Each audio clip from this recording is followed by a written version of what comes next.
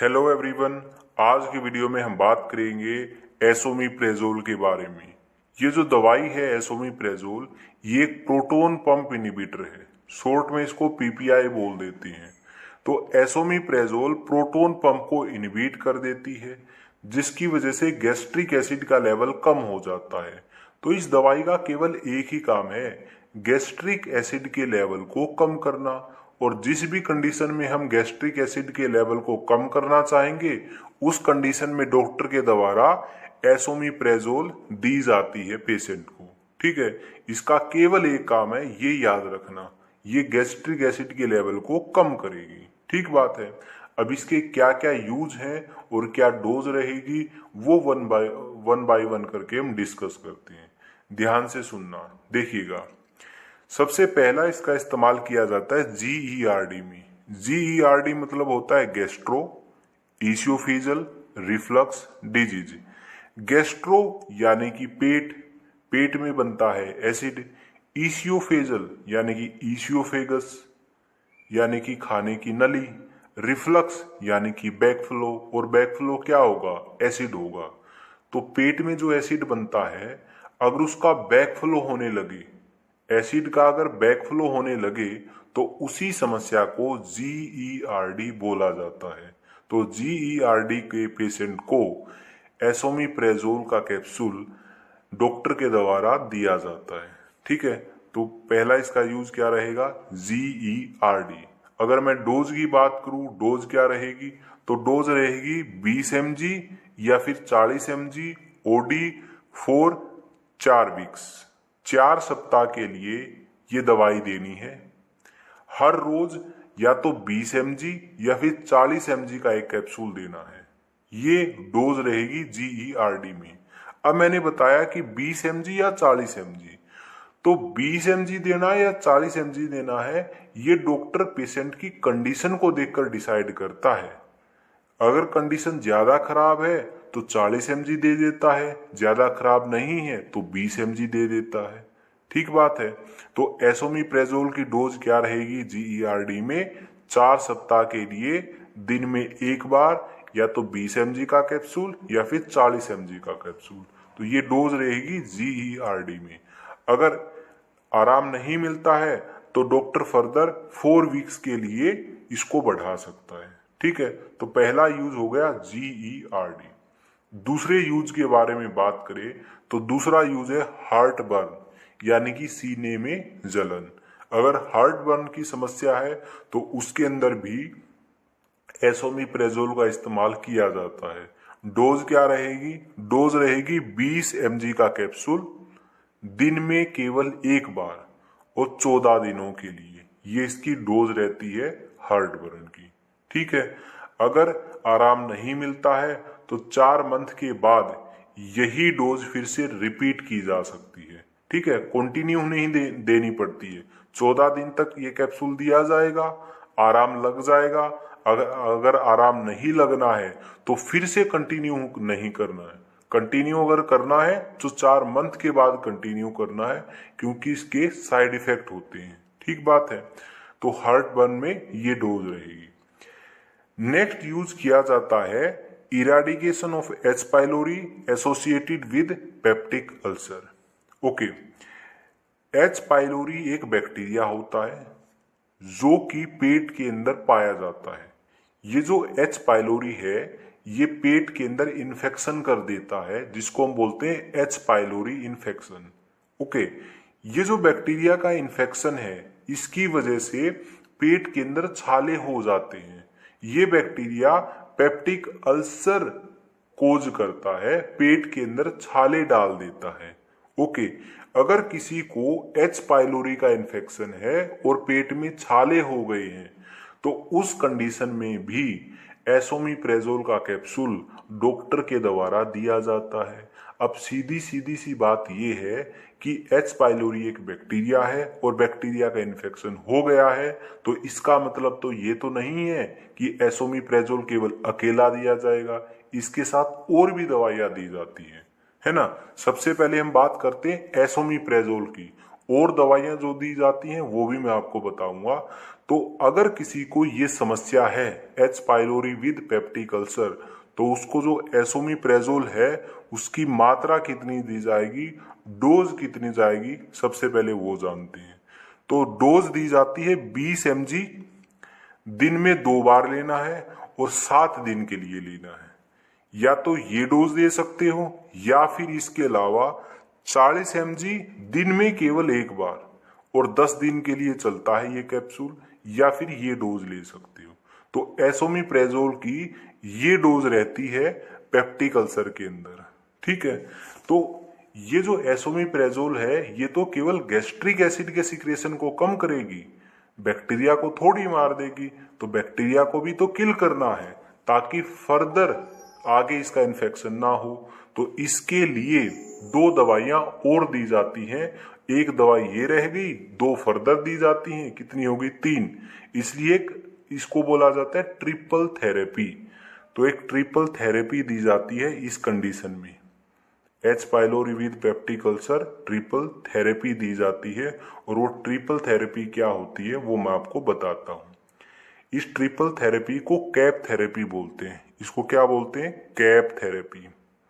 सी से रहेगा क्लेरिथ्रोमाइसिन, ए से रहेगा अमोक्सिसिलिन, पी से रहेगा पीपीआई, कोई भी एक पीपीआई दिया जाएगा, प्रोटोन पंप इनिबिटर। पीपीआई में जैसे हम क्या पढ़ रहे हैं अभी, एसोमीप्रेजोल, या तो एसोमीप्रेजोल दिया जाएगा या और भी पीपीआई होते हैं इसी ग्रुप की और भी दवाइयां जैसे पेंटोप्रेजोल है, ओमीप्रेजोल है ना।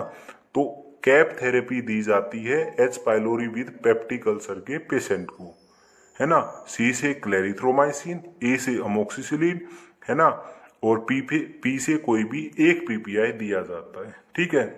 ये 3 दवाइयों का कॉम्बिनेशन आता है, इसको बोला जाता है किट। ये किट होती है और किट किसके लिए होती है, पाइलोरी इन्फेक्शन के लिए, इसलिए इसको पाइलो किट या फिर पाइलोरी किट भी बोला जाता है, ठीक है। तो ये दवाइयां दी जाती है। अब कितना दी जाती हैं, कितने टाइम के लिए किट दी जाती है, वो तो डॉक्टर ही बताएगा। हम तो केवल इस वीडियो में डिस्कस कर रहे हैं एसोमीप्रेजोल के बारे में, ठीक है। तो ये चीज मैंने आपको बताई। ट्रिपल थेरेपी के साथ इस दवाई का इस्तेमाल किया जाता है, ओके। नेक्स्ट हमारा यूज है नेसेड्स एसोसिएटेड अल्सरेशन। अल्सरेशन यानी कि छाले। और नेसेड्स क्या होते हैं, नेसेड्स एक ग्रुप होता है दवाइयों का जिसमें एस्प्रिन आता है, डिक्लोफेनिक आता है, एसिक्लोफेनिक आता है, आइब्यूप्रोफेन आता है। तो ये जो दवाइयां हैं ये नेसेड्स के अंदर आती हैं। अगर इन दवाइयों की वजह से पेट में छाले हो जाएं उसको बोलते हैं नेसेड एसोसिएटेड अल्सरेशन, ठीक है। उस कंडीशन में ये एसोमीप्रेजोल इस्तेमाल की जाती है, ठीक है। डोज कितना रहता है, डोज रहता है 20 mg, दिन में केवल 1 बार और 4 से 8 सप्ताह के लिए ये दवाई चलती है, ठीक है। तो कहां दी जाएगी, नेसेड्स एसोसिएटेड अल्सरेशन में, ओके।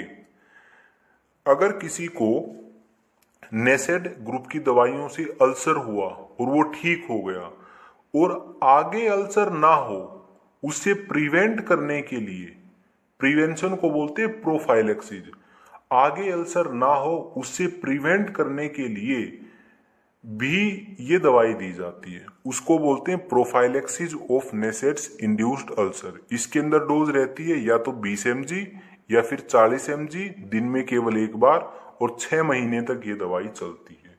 तो इन कंडीशंस के अंदर जो एसोमीप्रेजोल है इसका इस्तेमाल किया जाता है। इस प्रोटोन पंप इनिबिटर का इस्तेमाल इन सारी कंडीशंस में किया जाता है, ठीक बात हो गई। अब इसको यूज कैसे करना है, यूज कैसे करना है, सबसे पहली बात तो बिना डॉक्टर के से कंसल्ट किए दवाई अपने आप नहीं लेनी है। दूसरी बात, इसको पूरी को निगलना है, ना तो इसको च्यू करना, ना इसको क्रश करना, ना इसको ब्रेक करना। क्यों नहीं करना उसका रीजन अभी बताऊंगा थोड़ी देर के अंदर। नेक्स्ट क्या बात ध्यान रखनी है, ये जो कैप्सूल होता है जनरली आम भाषा में हम इसको खाली पेट का कैप्सूल बोलते हैं, ठीक है, अगर आपकी मम्मी आपकी दादी ये लेती है तो इसको खाली पेट का कैप्सूल बोलती है। आम भाषा की मैं बात कर रहा हूँ। तो खाली पेट का कैप्सूल का क्या मतलब है कि ये जो दवाई है ये गैस के लिए होती है, नॉर्मली गैस के लिए भी ले लेते हैं, ठीक है। और खाली पेट यानी कि खाना खाने से पहले इसको लेना पड़ता है। तो उसको लेने का टाइम क्या है, खाली पेट लेना होता है। और खाली पेट कैसे लेना होता है, खाना खाने से कम 1 घंटा पहले इसको लेना होता है। ये इसका लेने का वो रहता है, ठीक है। तो इस तरीके से इसको इस एसोमेप्रेजोल कैप्सूल को लेना होता है, ओके। क्योंकि ये प्रोटॉन पंप इनहिबिटर है, पीपीआई की जितनी भी दवाइयां हैं वो खाली पेट ही ली जाती हैं। तो ये बात भी ध्यान रखनी पड़ती है। अब एक बात यहाँ पे आई, ना तो इसको च्यू करना, ना इसको क्रश करना या इसको ब्रेक करना।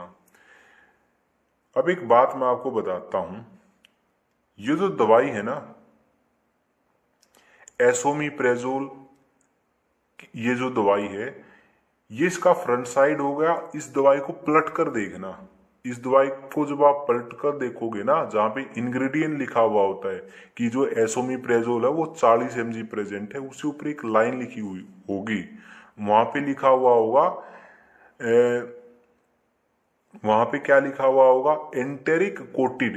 ये जो कैप्सूल है ये कैसा है, एंटेरिक कोटेड है। एंटेरिक कोटेड का मतलब पता है क्या है, वो दवाई जो पेट के अंदर डिजोल्व ना हो, ठीक है। और यहां पर क्या लिखा हुआ है, गैस्ट्रो रेजिस्टेंट। गैस्ट्रो यानी कि पेट, यानी कि गैस्ट्रो से रेजिस्टेंट है।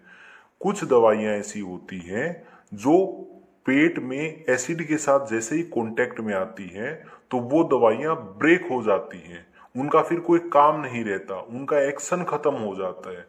तो पेट के एसिड के द्वारा इन दवाइयों का जो एक्शन है वो खत्म कर दिया जाता है, ठीक है। अगर हम ये दवाइयां नॉर्मली लेंगे, बिना बिना किसी एंटेरिक कोटेड के लेंगे, तो ये दवाइयों का एक्शन एसिड के कांटेक्ट में आने की वजह से खत्म हो जाएगा, बिल्कुल ये काम ही नहीं करेंगी। इसलिए इनके ऊपर एक स्पेशल कोटिंग चढ़ाई जाती है जिसको एंटेरिक कोटेड बोलते हैं, है ना। इसी वजह से यहाँ पे क्या लिखा हुआ है, गैस्ट्रो रेजिस्टेंट, यानी कि ये एसिड के टच में आएंगी और इनका कुछ नहीं बिगड़ेगा, है ना। ये इंटेस्टाइन में जाएंगी और वहां पे अपने आप डिजोल्व हो जाएंगी और अपना काम कर देंगी, ठीक है। तो ये इसका मतलब है, इसलिए इसको क्रश नहीं करना होता, इस कैप्सूल को एज इट इज निगलना पड़ता है, ओके। अगर कैप्सूल को खोलकर या कोई ऐसे दवाई को डिजोल्व करके चम्मच के साथ लेता है तो किसी भी काम की ये दवाई नहीं है, इसका कोई भी एक्शन नहीं होगा, ओके। तो ये चीज आपको बतानी थी। अब बात करते हैं क्या क्या कॉमन साइड इफेक्ट आ सकते हैं। तो डायरिया हो सकता है, हेडेक हो सकता है, नोजिया हो सकता है, वोमिटिंग यानी कि उल्टी आ सकती है, और एब्डोमिनल पेन हो सकता है। इनमें से कोई भी साइड इफेक्ट या इनके द्वारा कोई भी साइड इफेक्ट आपको देखने को मिल सकता है, ओके। ये हो गए कॉमन साइड इफेक्ट। अब और कुछ और साइड इफेक्ट मैं बताता हूं। ये जो दवाई है ये हमारे पेट के एसिड को कम करती है, ठीक बात है, ये इसका काम है, पेट के एसिड को कम करना। अब हमारा जो पेट का एसिड है ना उसके कुछ काम होते हैं। पहला, जितनी भी चीज आप खाते हो उनके अंदर क्या है, हार्मफुल बैक्टीरिया है, हार्मफुल